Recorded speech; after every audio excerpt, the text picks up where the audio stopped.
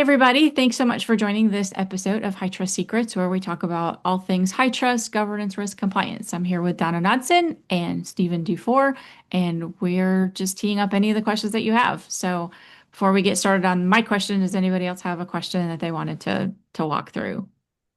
All right. So I was talking last week with somebody who was, not as well versed in high trust as we are, not immersed in it. And we were kind of talking through what a board member, a corporate board member would look at, whether it's a public company, private company, what's their perspective of high trust certification? Is it a foundational kind of like, hey, I need to have a risk management program, I need to have, financial procedures in place, et cetera? Or is it something that they look at as a market differentiator? I can get ahead of my competition. I can edge out people with that additional trust of a high trust certification. So, opening up the floor to any comments. I have lots of comments on this Yay! one. Um, so, high trust, one of the reasons that I love high trust is the fact that it breaks down HIPAA and high tech legislation into bite size steps. It creates a roadmap for organizations. And it's not just HIPAA these days. It is very established, especially with the recent published breach rate of less than 1%. It's very established as best practices. So justification for the board in terms of looking at their perspective, which is how does it add value to the business? How does it boost revenue, or amplify the bottom line? So what they're looking for is how does it affect them as a board member leading the strategy for the organization? And I would say the when you look at that, what you're looking at it is how would we secure the data for the organization and achieve these things without high trust, right? How would we then communicate out to our clients? So the alternative to high trust is hiring somebody who has a deep legal background and can review all said legislation along with any changes, who then having that person either be the same as your technical guru who can go in and figure out how to actually implement all of that legalese and the legal understanding of those controls in the technical world. And so you've either got to, I mean, that one person, if you can find that magic one person who has both the deep legal and the deep technology expertise, they're not going to be on the low end of the salary spectrum.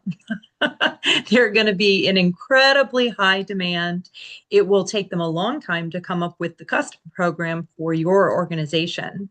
And then it will continue costing you money every single time you need to adjust for updated legislation or changes in best practices.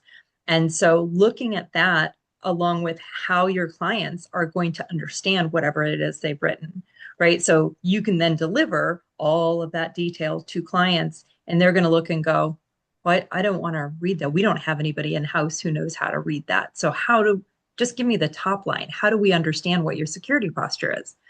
And putting all of that aside, this is where high trust is incredibly opportunistic in what they do, which is they've done the legalese, which is why a lot of the controls sound like they're written by lawyers. They engage lawyers to help with this. So they've got the legal side.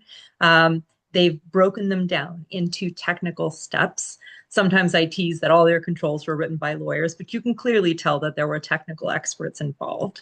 And they've broken them down into different domains where companies would then go, oh, okay, this probably goes to my network team. This probably goes to, IT, or they can reasonably get close to the person that needs to respond to that evidence request or that control and own that security measure.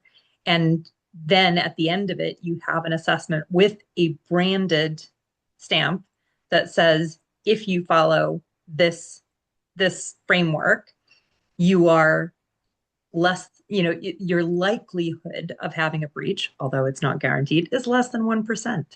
And suddenly you've got a standard that is established. It has notoriety, it has recognition, and you know that it has the expertise that, yes, you could go away and create it yourself, but why? Why would you? So Well, that's my perspective in terms of driving the value for organizations if they break it down.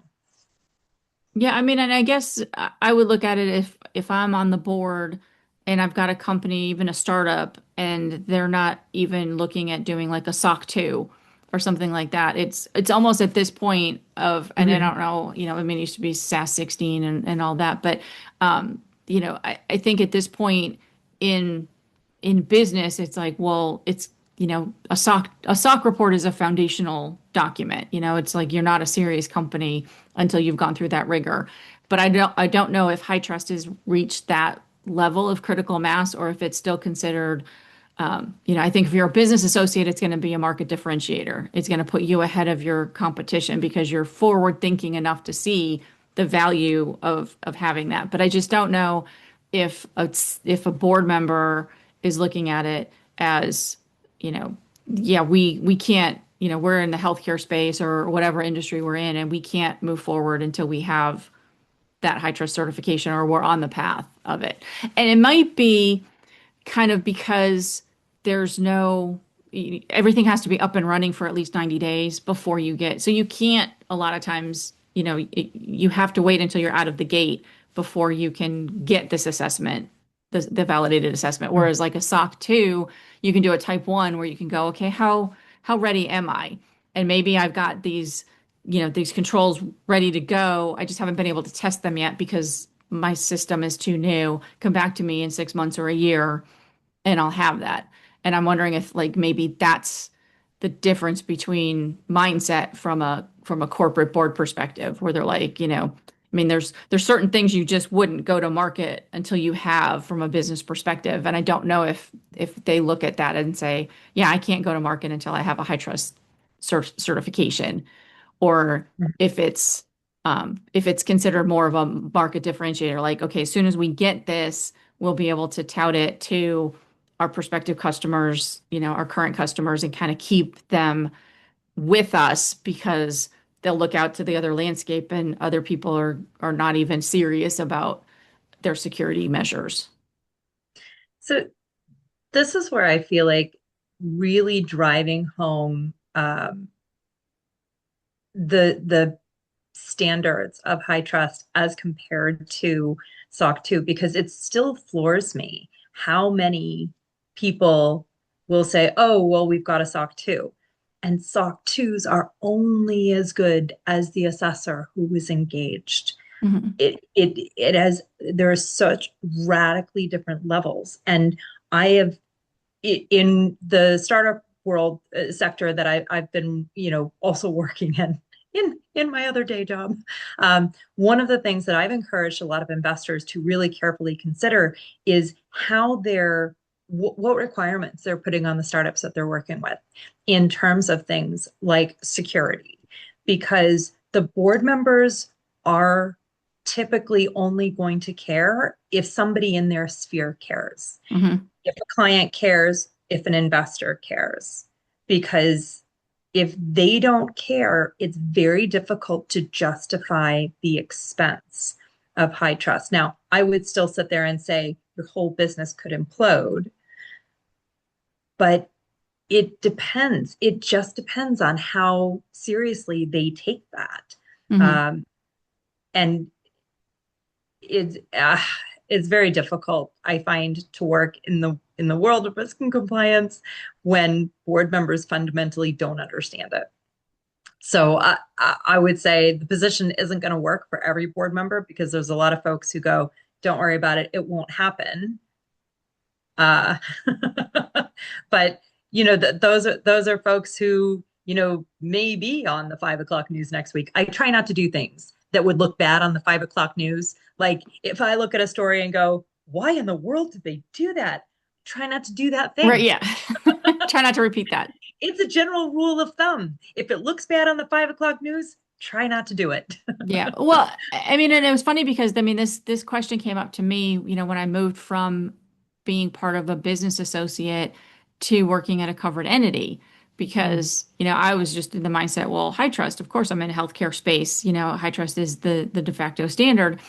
And it wasn't until, I was there at that covered entity when they were saying, well, you know, who's asking for that, and to your point, well, maybe your investors, your private equity company should be looking at that. And maybe for Yes. them, it's a foundational, I mean, if I had $1 million to invest in a company, yeah, if I had two companies in front of me, I'd be like, well, I'm going to go with the one that gets it and has high trust either in their Mhm, in their plan, either they've achieved it because they're mhm. they're established, or it's in their plan within 6 months, a year of going live to have that, to build that rigor in.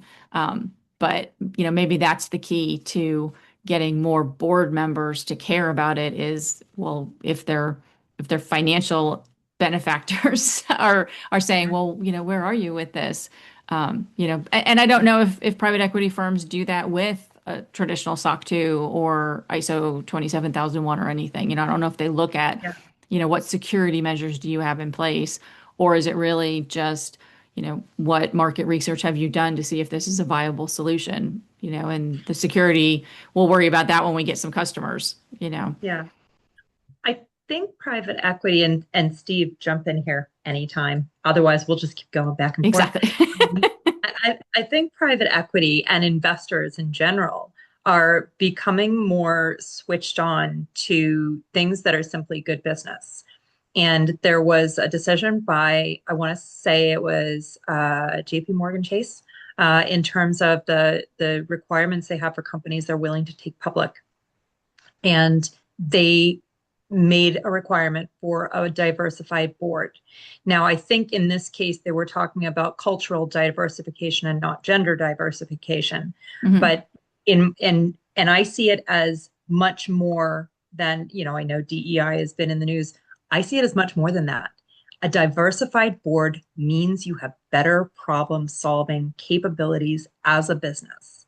And if I were going to take a company public or make an investment, I would want to see a board that is well rounded enough to bring the diversified perspectives that are good for problem solving, that are good for growth, that are good for understanding where you might be able to take advantage of a gap in the market. And a diversified board helps drive that. So, in the same sense that I think some of the banks and investors and different financial contributors in business are looking around and going, actually, we have more influence over the requirements that organizations have to meet in order to help lower the risk on our investment. If we've got a board that makes good decisions or has the capabilities for better problem solving, that business is likely to survive longer and grow faster, better, more sustainably. And if we protect the data in it, we are less likely to suffer a breach, collapse the business, end up in the hot seat on any number of things.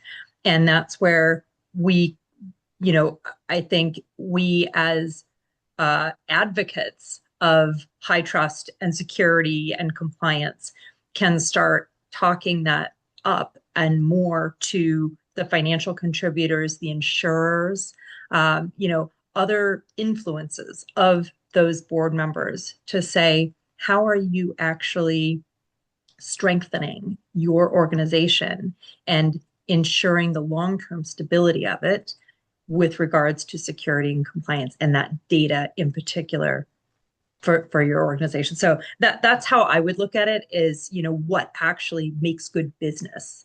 And I would say high trust makes much better business than me trying to hire all these other experts.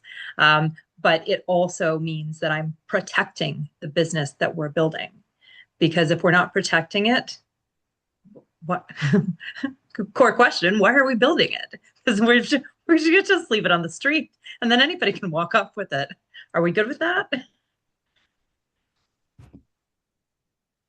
Yeah. From I the mean, people that I talked to that were board members, So there's various committees that you have on the board, right? Like the audit committee, the risk management committee. So like speaking specifically of the risk management committee, I haven't heard anybody talk about high trust specifically because it's very down in the weeds of how we're going to meet certain objectives or compliance Mhm. factors or whatever it happens to be. So like the board has a vision and then the CEO, chief executor of that vision, right? And then his or her direct reports, which are also executors of Mhm. his or her vision.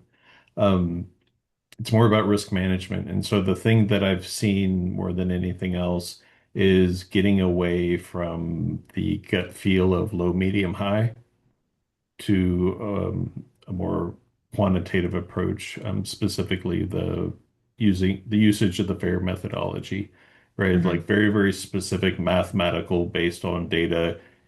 Here are the risk. Go back to the risk owner who's not the board, right?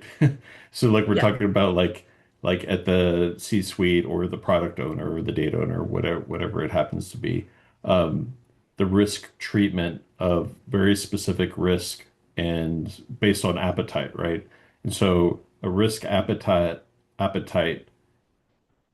can only be based on dollars, right? Or depending on what country you're in, right? So you can't say my risk appetite is low or high, right? It's got to be in terms of dollar value. So that way your owners of risk at the company level is managed based on the best data available. And then from a risk management standpoint at the board level, it's very high level. Here's how we're managing risk at the company level. And they might ask clarifying questions, right? Like, well, how'd you come up with this? How'd you come up with this? Mhm. So and so at this other company had to deal with this. How are you managing that? And then it's up to the CEO or some executive level sponsor of the security group to speak to that. And if they can't answer the question right then and there, then it's pushed down to the next quarterly board meeting Mhm. for clarification then. So from what I've seen and heard, it's more about the managing risk portion of it. And if high trust happens to be the path that the operations team or the corporate team chooses to meet those requirements, then more power Yeah. to high trust. Yeah. And, in terms of managing risk, I would say it has a few different components to it, right? So if we're talking about overall security of data, it's not just customers' data or data that qualifies as PHI. It's also intellectual property. It might include data, what does your code base look like? What is your shareholder, how is your shareholder data protected? How are internal, new initiatives protected? Because all of that goes to potential data that shady characters would be interested in. And protecting it isn't just about the PHI or the PPI or the HIPAA legislation. It's about protecting your business. What makes your business that intellectual property or internal strategy that makes your business special and unique and capable of outperforming your competitors. And then being able to prove that security that might pertain to any of those things for your clients, you know, that then goes to the brand of security posture that you have. So I would say in terms of specific risk that you're talking about, how do we manage and speak to those risks? Those are some of the things that I would say, a strong security program will is absolutely essential. And then as far as why high trust versus a non-branded one, it's the track record and the proof. So, I think high trust, they until they published the breach rate, it was very difficult.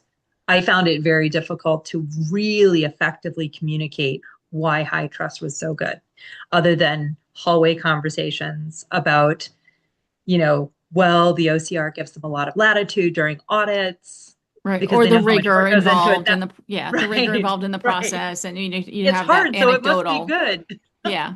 Well, you'd have that anecdotal thing. And part of it, I wonder if that's, some of the reluctance to adopt to high trust is because somebody is judging you on specific criteria versus a SOC 2, which is like, well, as long as you can kind of justify your approach to something in a risk Hmm. perspective, you can kind of talk your way through a weak Hmm. control versus Yeah, high trust is going to be like, okay, either you do it this way or you have a really convincing way that you can show me that your way is as good, with sure. a compensating control or an alternate control. And Absolutely. and I found that, in any kind of an IT perspective that, when you ask, especially, a developer that's been doing something for a really long time, okay, well, how long is it going to take you to do this? And they're just tongue-tied that, don't hold me to 3 weeks. And it's like, okay, well, let's say 4 weeks, and if you can get it done in two, that's great. But, I think there's always that reluctance to, well, if I tell you this and then I, just barely pass or don't quite pass, I'm going to be judged harshly. And I think that could be part of it as well. But I do appreciate, framing things in the form of risk and kind of sitting with the problem rather than jumping to the solution, just not just walking into the board meeting and saying, hey, I've got it, I've got our risk management business risk figured out. We're going to go high trust. But to talk through that, okay, how expensive would it be if this bad thing happened? And Hmm. I appreciate FAIR. It's exceedingly difficult for me to do it with the FAIR model. Laptop stolen, that's an easy one. But when somebody looks and says, okay, well, what if all of our data records are breached? Okay, well, that's catastrophic. Maybe.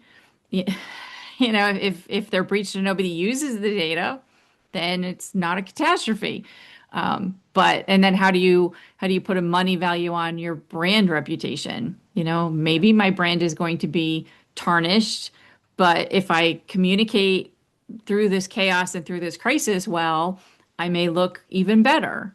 So for me, that's always been the hard part about FAIR is, okay, well, how do I realistically, without the sky is falling, everything's going to be horrible, let's not even bother to, um, you know, well, we might be able to, and you don't want to put rose-colored glasses on and say, oh, everything's going to be just fine. And we're just going to, $100,000 is all it's going to cost us, when you're looking at maybe tens of millions. But then you don't want to say tens of millions if it turns out it's only a couple tens of thousands. But So, there are, I mean, there's so some of the information in the marketplace, and this is where audits and um, unfortunate incidents can be very helpful because they do have statistics on it's, an average of we're probably somewhere in the ballpark of $500 a record hmm in terms of fines and legal obligations per record, per record. hmm It does not take a hot minute to get to seven figures when you're exactly. talking about $500 Right. per record, Right. and Especially if you're like a dentist or a chiropractor or a therapist and you see thousands of patients and yeah, maybe you see them once or twice and then they drop off. It's not, just I have my core 100 patients I see and that's it. So yeah, and 400 that's to just $500 a record gets yeah, expensive quick. the legal and the fines. That's not the technical cleanup. That's not the restoration or salvation of your business if there's Right. anything left of it. And those are the things that genuinely people are they're starting to pay attention. They haven't paid as much attention as they should. And there's a lot of board members who just still feel like it's not something they need to worry about, that that's a lower level problem. And the challenge is that if that priority isn't set by the board, it gets overlooked and deprioritized further down the food chain. hmm Yeah. I mean, if you think even like an optometrist, how many people do they see annually to get a pair of glasses? And you don't think maybe that's not a bad medical record, but if it shows an underlying condition like glaucoma, then that's a record that can be used for fraud. because then they can say, oh, well, I've had to have surgery, and pay out this doctor on this. So, I mean, there's medical information in not necessarily a traditional medical practice. Mhm. And, the volume of records that those groups see can be Mhm. catastrophic. Yeah, I think it's why we've seen a lot of independent practices start to group together with Hmm. organizations. I've certainly observed this in the kind of family practice, family medicine side of things, where it used to be a family practice and then they were bought or merged A with service organization. Yeah. Yep. a larger service organization, for better or for worse in some cases, in terms of the actual service. But they're doing it because of the insurance. They're doing it because of the software. They don't want to be responsible for the software at the localized level. They want to use something Hmm. that somebody else is responsible for kicking the tires and doing HITRUST and ensuring that it is protected so that they don't have to decide between two software programs and their backgrounds in medicine. They haven't got a clue which software program Right. is better. Right. That's not what they studied. They didn't teach that in med school. Well, yeah, and somebody was talking, we were talking about that with dental school. I mean, they don't teach, how to run a dental practice in dental Mm-mm. school. That it's Right. a lot. And so a lot of them just go, you know what, I'm just gonna have somebody manage that for me and kind of Yeah. outsource, the whole RCM, the insurance piece of it, all of that, because Yeah. that's not something that's taught. But by the same token, they also don't want to spend the time looking at their downstream vendors or their upstream suppliers. They're just they're like, yeah, we're good, just worrying about our own and not having to worry about that. And so again, to have a service organization that can kind of take care of Mhm. that, provided each of those different family-run businesses or priorly, family-run businesses are following the same processes, that they're not just going, well, yeah, I'm supposed to have fire extinguishers here, but we've never had a fire, so we're good. We'll ignore that one. And that's that service provider that's helping those practices is what HITRUST is to Hmm. all of the, information security programs and CISOs and CIOs across the country and soon to expanding outside the US, is that they're a service provider. They are reading the legislation. They are watching for changes. They are looking at best practices. They're constantly evolving, which is why the framework keeps, shifting and nudging and, you know, eh, changing Hmm. shape here and there, which is necessary and appropriate to keep pace with our world. And HITRUST is that service organization that's doing all the work so that here are the footprints. You follow the footprints and you'll get to where you're going. And that's where, I continue to look at this and go, gosh, they make it so easy. They just make it so easy. They really need to hire me and start paying me for sales. Exactly. Well, and the other good thing about it is they've got the verification in there. So it's not just they say, Mhm. "Hey, do this," and you go, "Yeah, yeah, yeah, I'm doing it." You've got somebody, Yes. partnering with you to Yes. say, "Okay, let's make sure you're doing this." And Yeah. and then you've got somebody at the end kind of going, "Okay, I've verified you followed all the steps. You didn't just get here through a shortcut, but you Yeah. you went through all the rigor." And from a CIO or a CISO's perspective, HITRUST can be very useful muscle for required and important projects to continue protecting the business. Right. So sometimes if you've got a corrective action plan in order to maintain HITRUST, or there's a control, it's so much easier to go to the board and go, we have 3 corrective action plans based on our recent HITRUST assessment, which says we have to do these things within the next 12 or 24 months, whatever it is. And, here's what we need to do. And it's all laid out. It's helpful. And if all the board members, this is why it's important to make sure your board understands HITRUST. If the board members have gone, well, we understand HITRUST, we understand the importance of it, how it protects our business, not just our data and our clients' data, but our core intellectual property as a business, what makes us unique, what, what we're actually driving revenue with. And all of that, uh, you know, really is the critical nudge to them saying, yes, we understand the importance of high trust. So if that corrective action plan, which is required to continue protecting the business, is there, then there must be a really good reason for it. High trust has said you have to do this in order to continue using our certification and protect your business so that we can maintain our breach rate of less than 1%. Yeah. And I think sometimes what gets lost in that intellectual property is the fact that you have to put and document the systems that are included in scope, and you don't typically include your intellectual property in that system.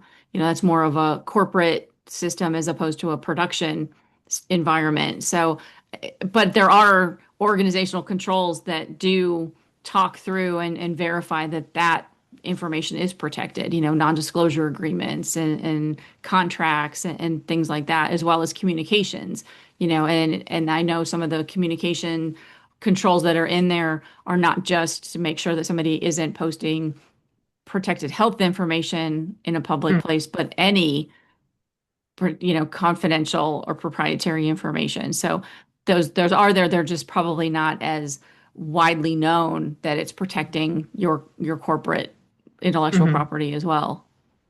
Yeah, well, and things like your code, because it will protect your code because that's actually an indirect way of getting to the data, isn't it? Right. If you can influence the code or change it or know what it is, then you can more easily breach it, and get to the thing that is inside of it.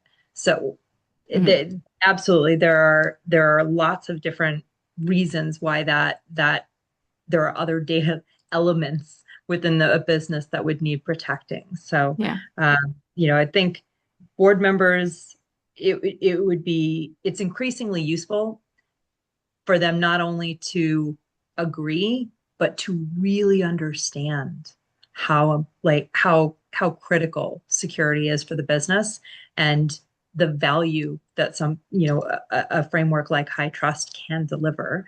And then really having CISOs and CIOs not just use it as oh yeah, we have to do the certification thing and we try and farm it out as much as possible, but really embracing it as we're getting totally on board with this because it fundamentally protects the business and makes investments that I need in order to continue protecting the business easier. Makes it easier to get the money to do that. Hmm. Agreed. All It's right. not so much of a debate, is it? You're No, no, having I conversation. It's actually, not really debate. We're on the same side. yeah, no, I mean, it's for me, it's more of a curiosity. It's, how Yeah. much are people really, because I don't deal with a lot of corporate boards anymore, so it's Mm. really, I think that decision's made by the time I'm getting involved in a project and they've Yeah. already recognized the value. It's like, well, how do you get to the ones that don't recognize the value? Do you have the cyber insurance companies force it on people? Do you have the equity investors force it onto people? Or do you just have a diverse board that there's at Mm. least one person with a risk or compliance background that says this is important and this is the way we need to move forward. Yeah, and getting the numbers right on the monetary exposure, in terms of backtracking to where we were talking about risk earlier on in the conversation, getting those numbers powerful, accurate, Hmm. referenced numbers, right? Because if you just pick a number out of the sky and say, it could decimate the business, or it could, this could cost 5 million or 25 million or $250 million, it has to be referenced. It Right. has to be in a referenced, here's why. It's $500 per record for the fines from Hmm. OC. Here's how many they issued last year. Here's how many records were involved. Go back, do the extra homework to make sure, because it's those types of numbers are the ones that will influence the board members who don't specifically know anything about security, don't want to know anything about security. But if they like having a job at the company and they want to They see like the the company. company Yeah. continue to exist, those types of numbers will help, and that's where I think you can start drawing on side folks who aren't going to sit up and pay attention to anything else. It's the money trail. Makes sense. Because that's where a lot of the board members will push back too. They're like, HITRUST, oh, it's so expensive. Well, Is it? but I think part of it is it's so expensive and you don't know what you're getting yourself into until you've Hmm. spent the money for at least a year. Hmm. And I think that's where, and then I think a lot of people, it's almost like, buying a gym membership before you can actually Hmm. see what's in the gym. And then you're like, ooh, I'm not ready for this equipment. I mean, I was, That's a good analogy. I like that. well, there's that, gosh, I can't remember the name of the, it's like a really intense workouts that people do. I can't remember the name of it, but I remember going to one of those gyms and talking to the guy who ran it. And I was like, yeah, I think I need to be in better shape to start here. Like I need to do like running and, some basic weight training before I try to jump into this group exercise of, go Hmm. do 10 pull-ups and, the whatever the other, things that were that you were going to do. And he was like, well, you're gonna get into good shape if you come here first. And I'm like, yeah, but I'm gonna embarrass myself for like those first couple of months. And I think that's part of it is, you spend that money and then you walk in and you're like, I'm not ready. And then you back out and, then a year of your membership's gone up and you're like, do I renew again? Do I, so No, I agree. And that's it is really hard to kind of jump into that. And my daughter's been going to lift recently. So she's at a school where all the athletes, if you're an athlete in one season and you're not doing a sport in another season, you have to do something like lift or something so that you're, keeping conditioning and generally building your athleticism year round. So she's been going to lift and she's been learning how to do precursor exercises to pull-ups. She's looking at that going, I can't do a pull-up. I can't do a pull-up either. But it was interesting because her lift coach had a solution. And he was saying, right, so you're going to do, these exercises, and then you're going to start building those. And once you get up to, building weight, doing, I don't know if it's a machine or a free weight, but he's got her building these exercises. And he said, once you get up to this amount of weight, then, you can do a pull up. And I thought he's taken the HITRUST approach to weight exactly. training and broken it down so that there's those little markers and she Right. can hit Very the marker. prescriptive, this is Because the way you get it done. yeah, because to start doing pull-ups, I mean, I've tried to do a pull-up. I can't do a pull-up. And if I sit there and try and do one, that doesn't build muscle. I just hang. I literally can't do a Exactly. pull-up. I like to do a pull-up, so I'm gonna figure out, what she's doing and how I can start that muscle development journey to get to that point. Right. Because I think you're right. HITRUST can be, and this is where I'm so glad that they now have the smaller frameworks, because jumping into an R2 as an organization who's maybe never done a security assessment before, that's a steep cliff to jump off. Right. that's that's a very Yeah. steep, Yeah. That's climbing Half situation. Dome first way out. Yeah. It really is. So you kind of want to just back that up and go, oh, okay, let's Yeah. Here's a work hill I up. can climb. If I can climb up that Yeah, hill and yeah, not get too out of breath, then okay, now I'll try the next. And yeah. yeah. A 1K, a 3K, and a 5K are all probably good starter steps to like a triathlon. Right. All That right. Well, sounds thanks great. everybody Thanks, and have a Jen. great Thanks, rest of the Steve. week. All right. Happy Thanksgiving. You too. Bye. Bye. Bye. Hey, thanks for watching. We really appreciate it. If you got value from this episode, hit the subscribe button so you don't miss the next HITRUST Secrets. We go live every Thursday at 2 p.m. Central and dig into real-world compliance and security topics. And each session gets uploaded right here after the live show. So whether you're catching us live or on your own time, make sure you're subscribed. We'd love to have you along on your HITRUST journey.